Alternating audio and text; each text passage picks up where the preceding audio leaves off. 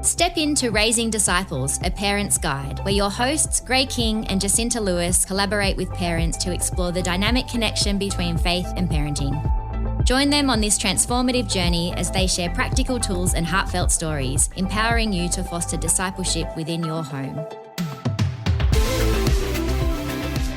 Welcome to episode 3 of Raising Disciples, a Parent's Guide. I am so excited to be here today. My name is Jacinta, or JC, and I'm one of the hosts along with Graham. And we're really excited to be talking about today, how do you navigate the highs and lows of parenting? And Gray, why don't you tell everyone who we've got on with us today? Yeah, today I'm very excited to announce that we have Paul and Amanda Cameron jumping on with us. And I love these guys. I'm very grateful for them in my life, my family's life, and I said this to Amanda the other day, but something that that Rach and I reflect on is how I get to hang out with Paul and I get to learn heaps from those discussions, and that they get to speak into not just my life, but my family's life as well. I get to hang out with Paul and we get to have fun chats about all of the messy things and all of the all the theological issues that matter. Yes, all of the big questions, And Amanda gets to do the same thing with my daughter, where she gets to ask all the messy questions and all the theological. Like, did you see the meerkats at the zoo? Yeah. That's right. Yeah, and so that's awesome, and I love that you guys get to speak into our lives that way. So I'm very grateful for that, and I'm very excited that you're on today. So I just wanted to grab your stats, your family stats. How long have you been married? How many kids have you got? Yeah, well, we've been married 4,000 years. No, it must be 48 years and Wow. 1 month and 8 days. Probably about now. Nice. Yeah, so it's been quite a long time. And we have 3 sons. And what else do we have? We have 5 grandchildren. Exactly. Wow. Yes, and they were all our sons were born in the 80s, so it was a very Fun time. different season of society and of life and of parenting. You had to be there in the 80s. Yeah, it did. And because we're baby boomers, we inherited or we observed parenting of another kind altogether from our parents who were born, in our case, in the early part of the 20th century. And so they were parented in a particular time and then they parented us. And so the 80s was a different time again. And, you had to be there. So did that mean it felt natural to you? Oh, goodness, no. We had no idea what we were doing. Oh, we were the experts. Because, we were the experts until we got our first child home exactly. from hospital. We were experts when we observed our friends having children and watching them parent their children. And we became experts from a distance until we had ours. Yes, we said we will never do that. That's right. Yeah, that's true. right. Yeah, and we did. And I remember when we had our first child home from hospital, I brought him in his bassinet because that's what we had, put him on the floor of the nursery and said to Paul, what do we do now? So no, It's a fair question. it was not natural at all. We learnt as we went. The theory often was thrown out the window. Sometimes it was survival and sometimes we were in control, but Mostly it controlled us. Mostly. It was natural in the sense that I absolutely fell in love with each of my boys the minute I saw them. And I had underestimated the depth of that love and how you could expand that love to fit another one and it be just as strong. Yeah. So our love for them was incredibly natural and spontaneous and God-given. What we actually did with parenting, that wasn't so natural. We hadn't had a lot of experience and we hadn't really observed a lot of parenting. Well, you never observe it fully because you're the parents now. And my earlier observation is observation of other people parenting, and therefore that's a secondary observation. And so, And of course, each child is so different. So what we did learn with the first one didn't work with the second one. Let alone the third one. Yeah. So it was like learning all over again, Yeah. depending on your relationship and your personalities. And and each of the boys was born into a different family, in a sense. Wow. The eldest one was born into a family with just him and us, who had no experience whatsoever. The second was born into a family with a sibling, and it's a completely different dynamic. And by the third one, well, maybe we'd learn a little bit. So they really had slightly different parents, and they had a different family structure. So, did the third one get a better deal? You'd have to ask him. No, you have to ask the first and the second. I think they all would say they were the hardly done by one. Oh, that's awesome. And now, obviously they're all adult children, and and even though they were all born in the 80s, I know that as all parents can really relate to that. We had no idea what we were doing when we brought them home, and we read these books and we did these things, and people gave us all this advice, and Yes. It goes out the window, right? Yes. Yeah.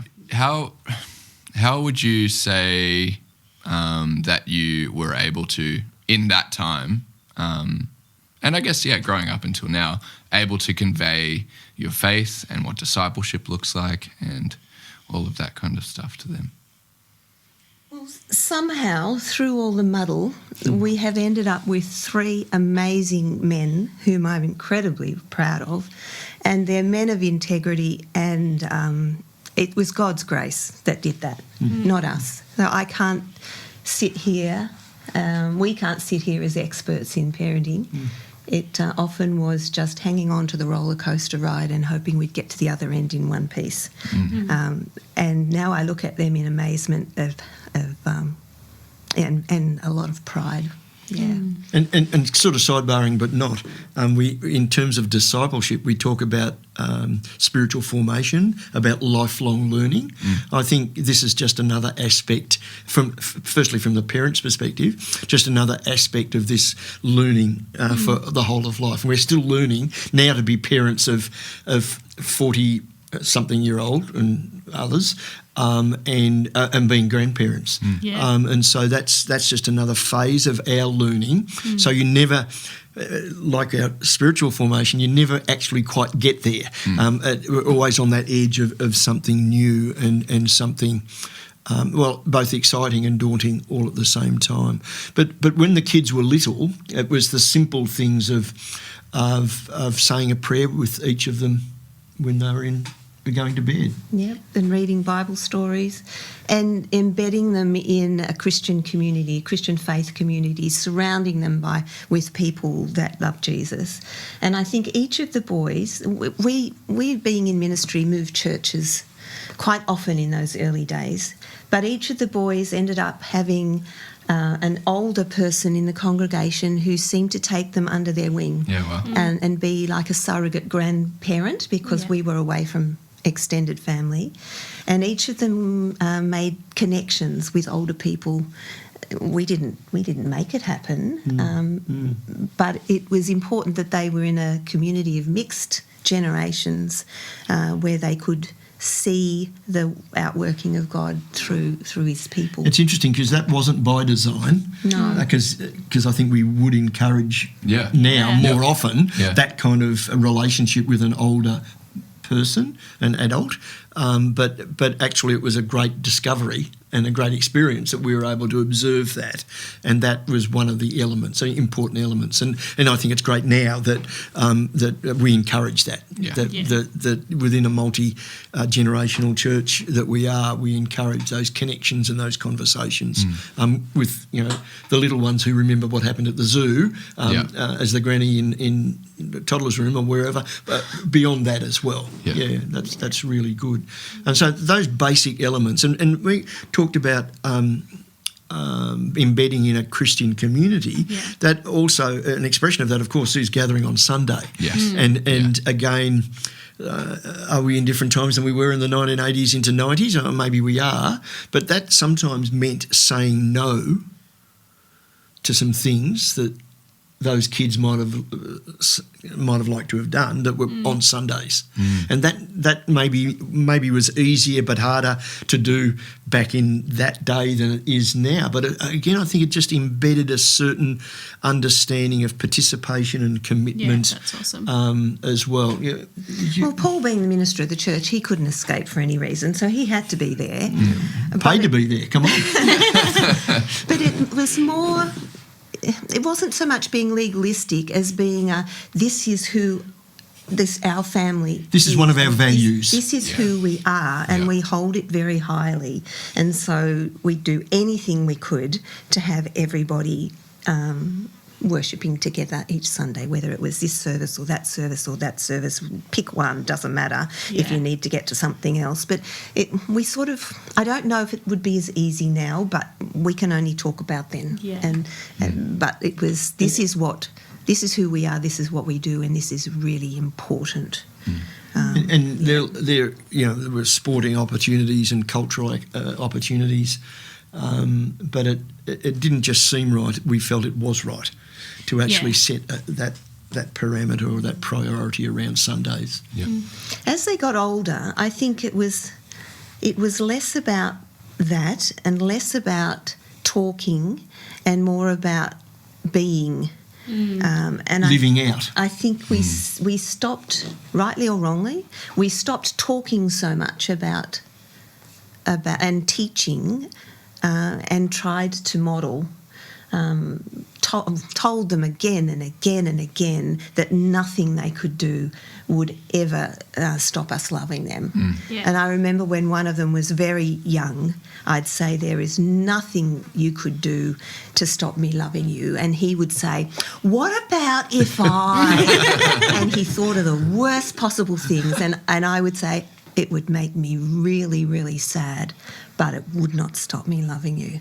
And I think right throughout their lives, that was something that was really crucial to just say that and believe and act that nothing could make us stop loving you. And I think that's a picture of God's love for us, and if they have experienced it from us, then how much easier would it be for them to accept from God. But apart from that, was mainly being, I think, making our household a household that my words I used once, would make God smile.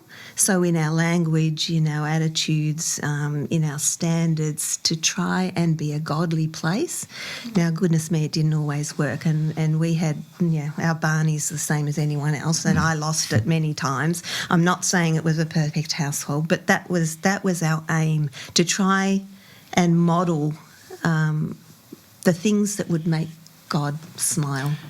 And as they got, well, not just as they got older, but including as they got older, observing us in different environments that we would be the same people, whatever context we were in. Whether we were, in church, quote unquote, on Sunday morning, or whether we were at home, or whether we were at a school event or a sporting event, or I was at a footy club, and a son or two might come with me, but that we would be, I would be, Amanda would be the exact same person wherever we are. And I think that is another modelling thing. And not a lot is said with that, but a lot is said with that in terms of observationally. And I'm sure, I know that there would be stories that they could tell of those observations. That, again, I don't say that because we were perfect in that always, but it was just another way of confirming what we saw as good values, integrity, and as Christians that we were real wherever we were. Yeah, what I love about that too is you guys have really said that you made Sundays an important part of your routine, but you showed that it wasn't just about Sundays. Sundays are important, but that's not the be-all and end-all. Faith is more than just your Sunday experience, even though we are going to go to church because church is important and being in community is important. Faith and discipleship is an everyday thing, and it's an every place thing. It's not just in the church building, and I love that. Like, I think that's something not just for kids, but for us as adults. Like, if we can all be people that prioritize church, but are the same person? Are we being that person every day of the week and every place? Is just, that's awesome. And we could get into a whole, at this point, theological and ecclesiological conversation about, well, just briefly we will, about what church is, because maybe church is what happens when we leave these doors on a Sunday rather than what it is when we're gathered on a Sunday morning. And that's one expression of church, but it's not the end. We actually enter being church when we go out into the world to school or work or play or wherever it might be. But that's the end of that little introduction into the conversation. It's a bit of a sidebar, but I can imagine you've like finding some challenges with your kids wanting to do sports or having those opportunities on a Sunday. Like, how did you navigate that with your kids, you know? We were fortunate that we had 3 services on a Sunday. It's helpful. And so if there was some way of going to a service and still getting to something that they wanted to do, we would change the services. I would change whichever one I went to. So we would do our best. Yeah. But if it wasn't going to work, it wasn't going to work. Church was the priority. Yeah, and at the time, that seemed really harsh. Looking back, I don't think it did anyone any harm. No. And of course, we had that beautiful and delightful flexibility of being a taxi driver through the week for those things that we did say yes to, and so we ensured that they were still in their lives, and those choices were responded to. Basketball or cricket training or cricket, or music or whatever, so that there was much that was filling out their life. It wasn't saying no to everything. We weren't ascetics and living, in a cave somewhere. So I was still wanting to engage, but wanting to have some boundaries around what that engagement looked like. I think parenting. I used to think I was a nice person until I became a parent. And I think parenting can push you to your limits. It can be incredibly stressful, can be incredibly painful. It can be absolutely beautiful and the best thing out. But it showed me a side of my personality that I didn't like to see. When I was tired, when I got impatient, this was not the person that I thought I was, and parenting ripped off all the covers and showed me as I was, and I had to deal with that, and my kids had to deal with that. And I think it's easy when everything's easy and smooth to be the person that you want to be, but when you're under pressure and in the family and in the home, that can be a lot of pressure when you're tired and your kids are carrying on and you've got 3 of them and you're in a season of life that you don't understand because they're coming into teenagers or whatever. That can be where your real self can show through. And I didn't like that at all, and I had to learn to deal with that and to also learn to apologise to my kids when I got it wrong and not be so proud that I didn't do that, and also in the modelling to model that, we get it wrong, but we apologise, we ask for forgiveness, and we carry on. I remember one particular Barney when one of our sons was just 13, and I lost it and was yelling, and he was yelling, and we got into a bit of a fight, and he went off into his room and shut the door. It was then that Paul quietly said to me that I had been inappropriate, and I love the way that he never said that in front of the kids. If either of us made a poor choice, we never said in front of the kids. We just didn't disagree. We waited till they weren't there and then confronted ourselves. I loved that because it showed that we were a team and we worked together. It wasn't us against each other. So he quietly said that was totally inappropriate. Well, it's fine. So I went and... Or something similar, of course. Went to apologise to my son. And in tears I said, I'm terribly sorry. I was wrong. But I've never been the mother of a 13-year-old boy before, and I don't really know what I'm doing. And he looked at me with tears in his eyes and said, Mum, I've never been 13 before, and I don't know what I'm doing either. Wow. And I think in the middle of that horrible mess, and the wrong way for me to have reacted, was a lesson that brought us closer together. that we were on this journey together. Nothing would stop me loving him, but we weren't going to get it right all the time. And so maybe, just maybe, God can twist the messy stuff around to make it a situation that actually binds you closer. And just going back in that story, a contributor, you mentioned how you got tired at the end of your tether and sometimes, exploded or whatever.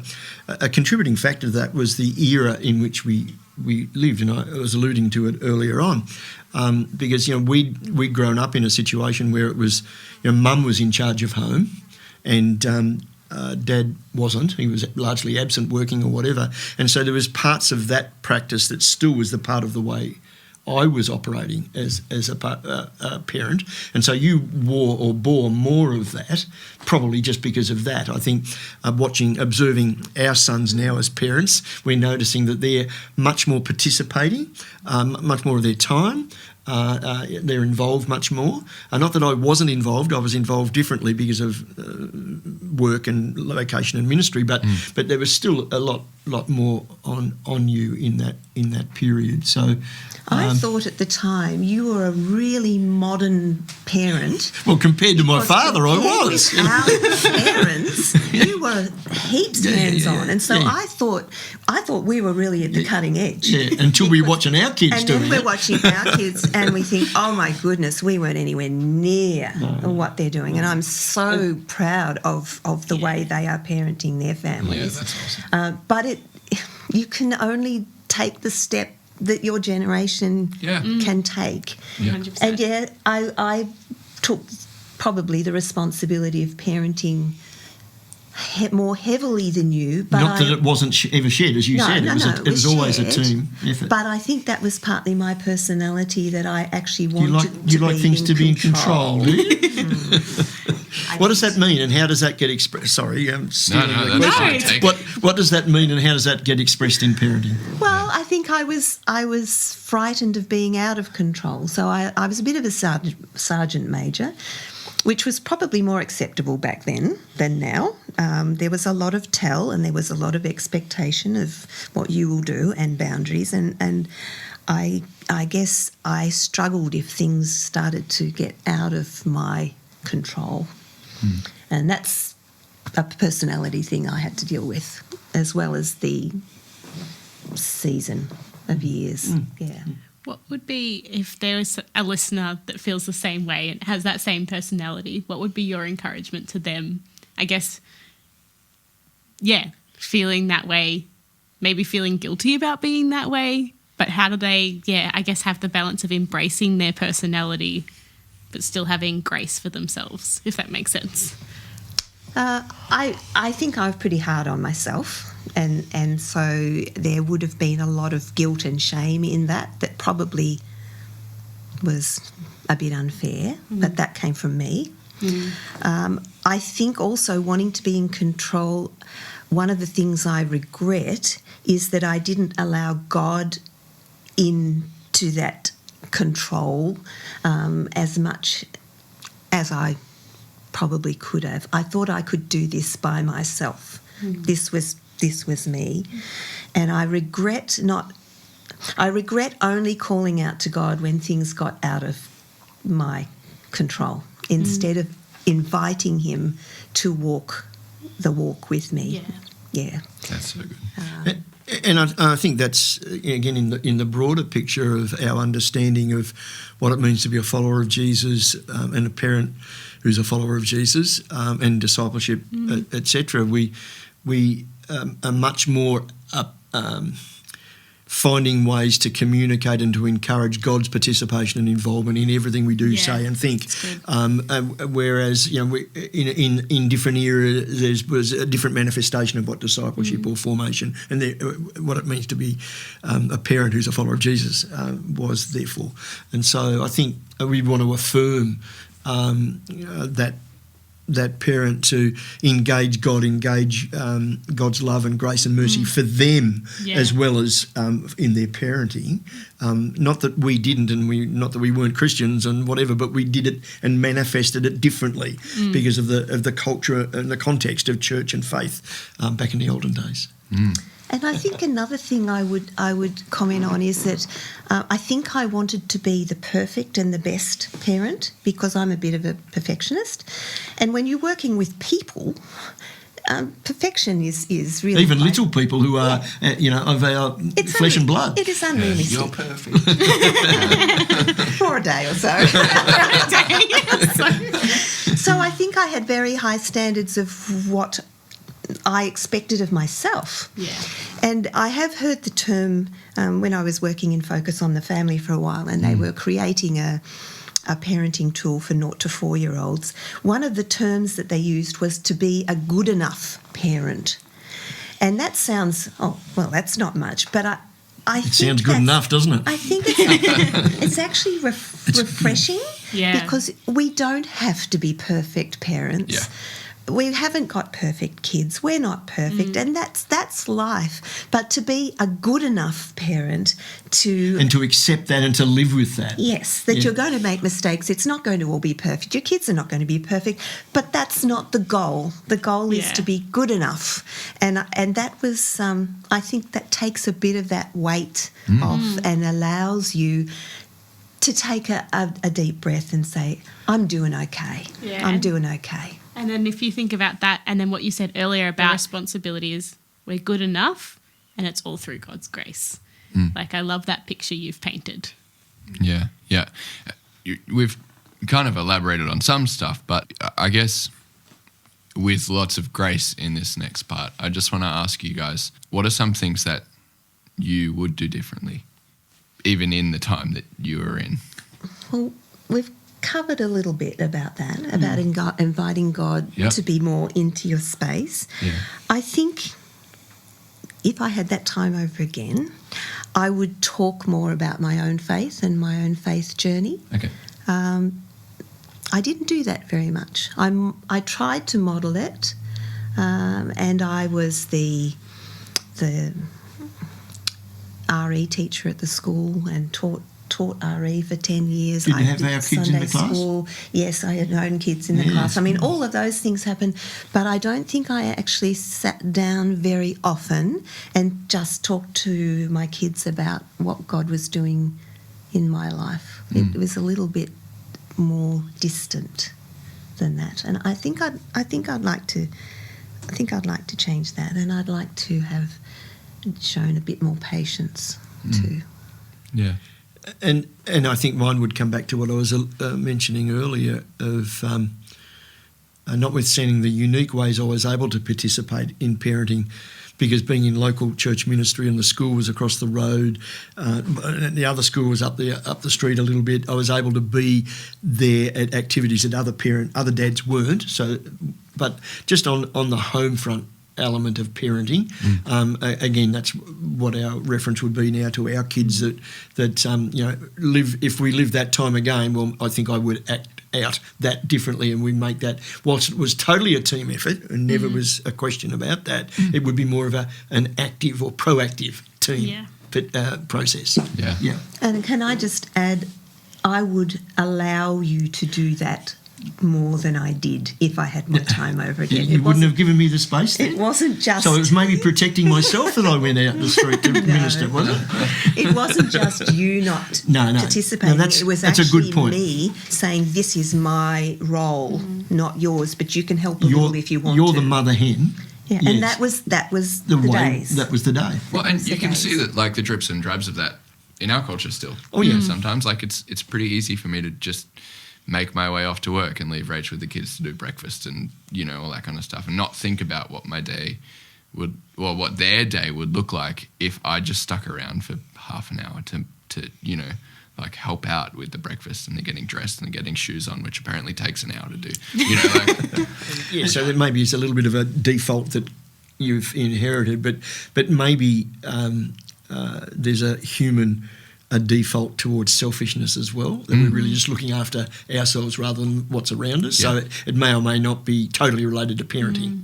It might that's be true. More individual as well as. Because you get caught in the busyness and you're thinking about what do I need to be at next, not necessarily how's Rachel going with the kids, you know. And in that sense, you're not in the moment. You're not present. And that's the key piece, I think, in terms of parenting, any relationship, isn't it? To be actually be there and to be present. Also to be aware of each other. For example, when Paul would come home from a full-packed day where he had been in ministry, counselling people, talking, advising people, he'd walk in the door.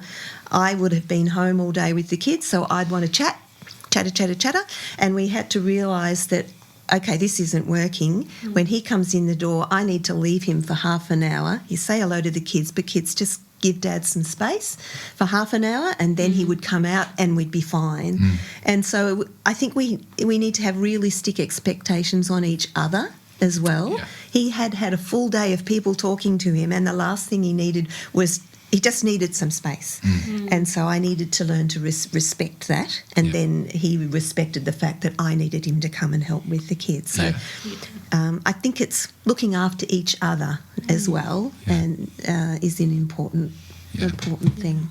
I love that illustration. Something I watched recently was of a couple talking about pretty much what you were saying. And they would, as soon as they got home, they would go, what percentage, if you had 100% energy, like what percent, where are you at on that percentage and where am I at? And then if we're both under, like if you're at 70, I'm on 20, well, how do I as a 70% person help you get to a higher percentage, or how do I take a bit more of the load? Or vice versa, how do you take a bit more of the load for me? And then if we're both at 20%, what steps do we need to take to move forward? And obviously, because let's go out for dinner tonight. I mean, it's silly, but maybe. Yeah, but I love that. Because I don't have kids. I'm thinking about that from a marriage perspective. But I'm like, now you saying what you've just said, Mandy, I'm like, oh yeah, how does that work when you have kids in the picture? How do you manage those different things? You can't be quite as self-centred as you it's quite challenging. might feel like being. And that's our human default, of course, is what I mentioned. And that's a constant, lifelong learning experience. And I found, rightly or wrongly, and it may have been only back then, or it could be now, that whatever state or position the mum was in, the whole family was in. And I used to feel it was so unfair that if I had a really bad day, everybody was having a bad day. And even if I said to the kids, I'm having a really bad day, I need you to help me today, they couldn't, because they couldn't cope with the fact that I wasn't 100%. And so the whole house would be having a bad day. And I used to think it was very unfair that I just couldn't have my bad day and everyone else be good around me. But it seemed to be that I set the tone for the home, and sometimes that was a pain, other times it was an honour. But it was a fact. Yeah, it's a reality, isn't it? Yeah. What wouldn't you change? What are the things that you see as big wins, or the things that you loved about the way that you discipled your kids, or lived out discipleship, or any of those things? What wouldn't you change? Well, I think I would definitely keep saying how much I love them and how nothing could ever change that. I think probably one of the best things that I could do for my children was to love their dad and for them to see that, because that's a safety and a security. So where our relationship is just as much parenting as our relationship with the kids.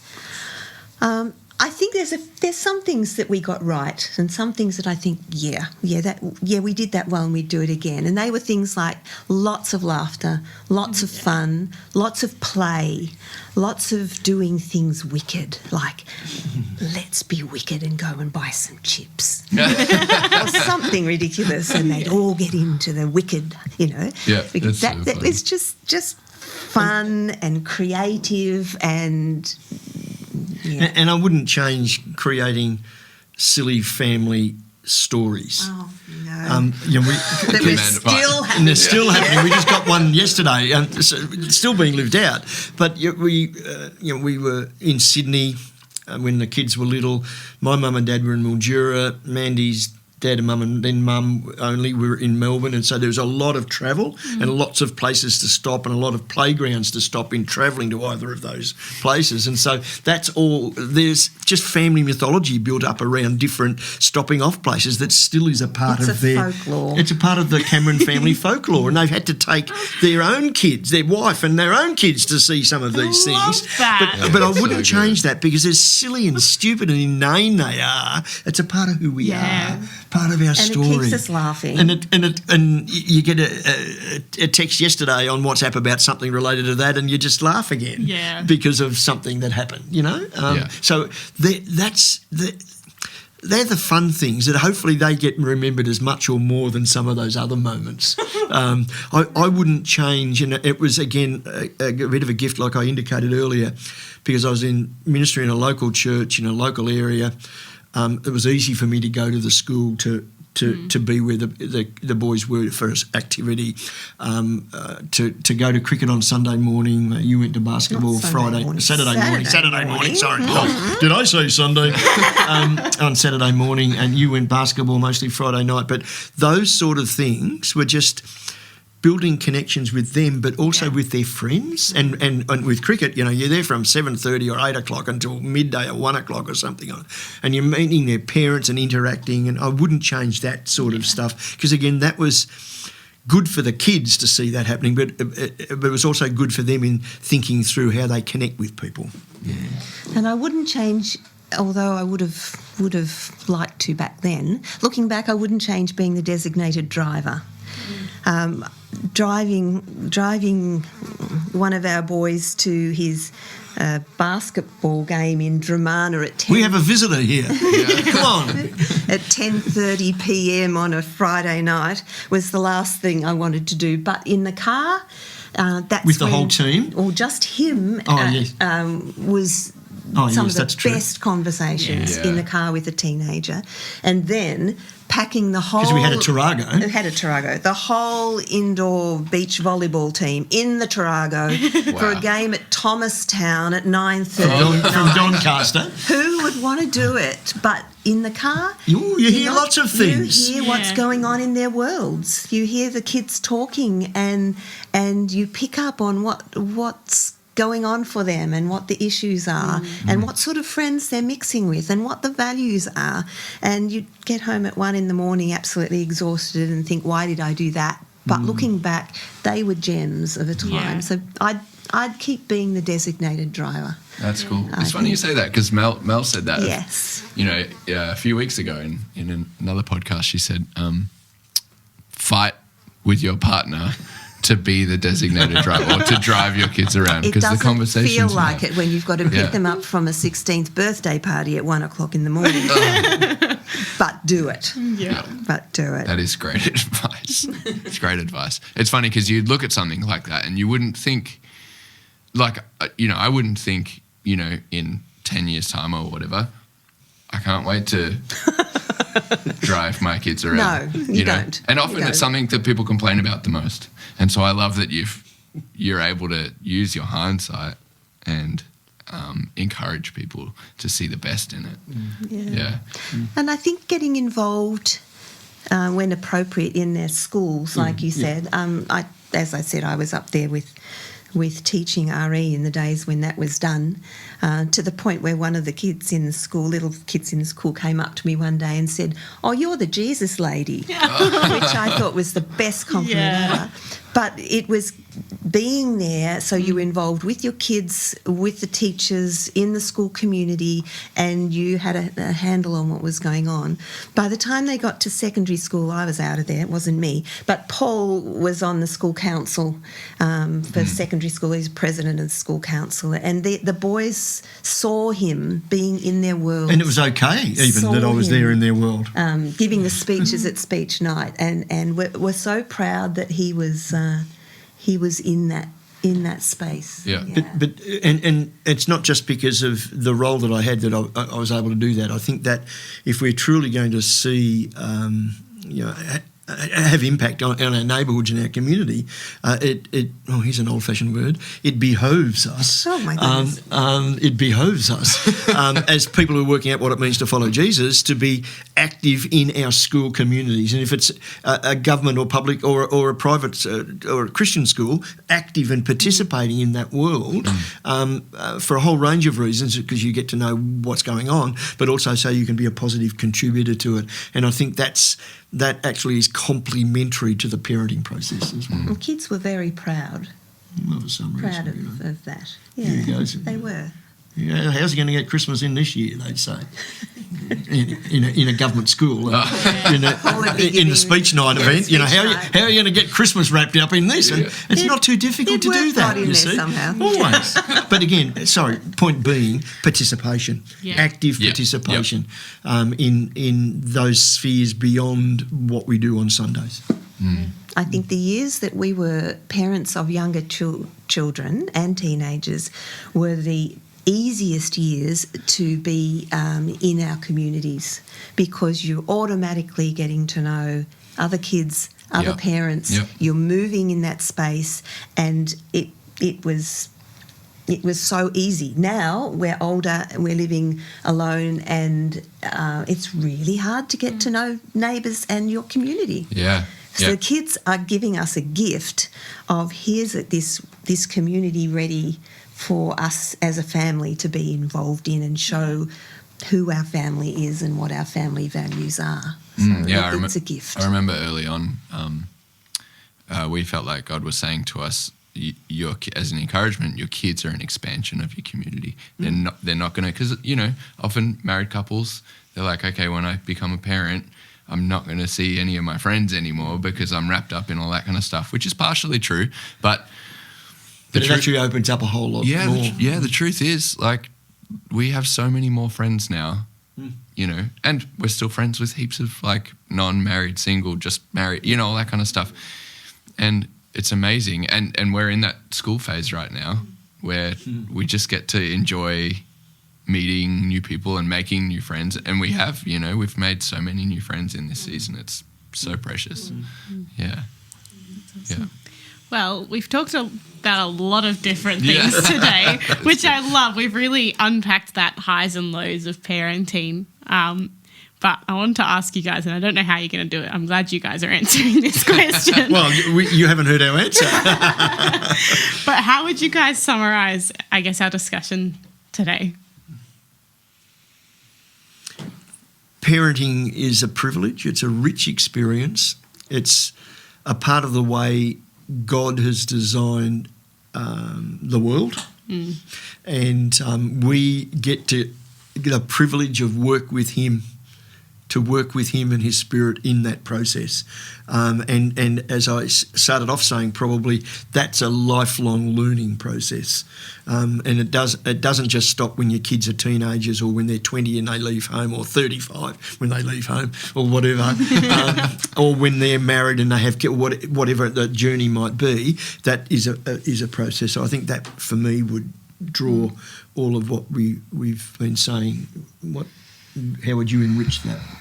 Well, to go on a slightly different angle, I think I would mention the goal that that we had as parents, and in the middle of lots of ups and downs and hard stuff and easy stuff and happy times and mad times, there were many times when I had to stop and just draw back a bit and think, what's the end goal of this? Where are you heading? Because in the middle of it, you could be so swamped that you're busy working on the nitty-gritty and forgetting where you're actually aiming for. And the goal for me was to get to the end of this time where I was closely involved in parenting, some of which was like going up the roller coaster and it was steady and even and easy, and other times it was going down the other side where I just hung on for dear life and prayed that God would get us to the next hill. At the end, my goal was to have an open relationship with my boys so that I would never lose the opportunity of being able to speak into their lives about God and about loving people and about loving themselves. And if I could keep the communication open, then anything was possible.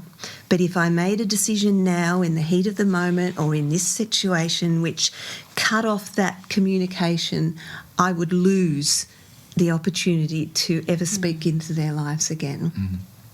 And so that was where I would step back and think, what do you want at the end of this? Is what you're doing now going to help or hinder that? And if it was, don't do it, you'll mess it, okay, I won't, because that's where I want to be.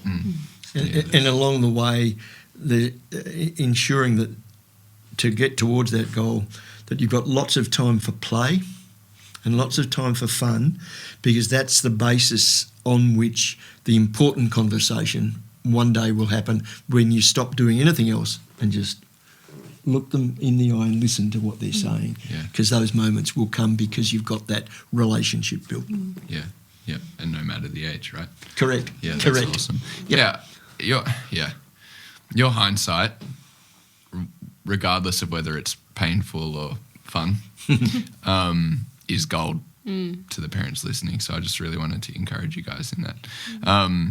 I definitely love it. Just a quick takeaway for parents. What's something they can do this week, practically to... Well, I'm sure this week, your week is hectic. If I'm talking to parents, there's so much on. You're running from this thing to that activity, to work, to childcare, to school, and it's a crazy time. And so it's very easy for me at this stage of life to say, please make some time, carve out some time for your kids one-on-one. If you can get even a short time, just one-on-one, where your full attention is for that child, that is so, so important. And in that time, have fun, laugh. In the middle of all the stresses of everything else that's going on, have some fun just with them. And then as they get older, and especially into teenage years, do that too, but if they start to tell you something and communicate, stop everything if you possibly can and listen, because it may never come again. What they're going to say may be locked away again and you may never hear it. So easy said, hard done in a busy life, but I encourage you to try. And even in the maybe most ridiculous moment, and possibly because it's a ridiculous moment, just say I love you to your kid. Yep. So good. So good. Again. And again. Yeah.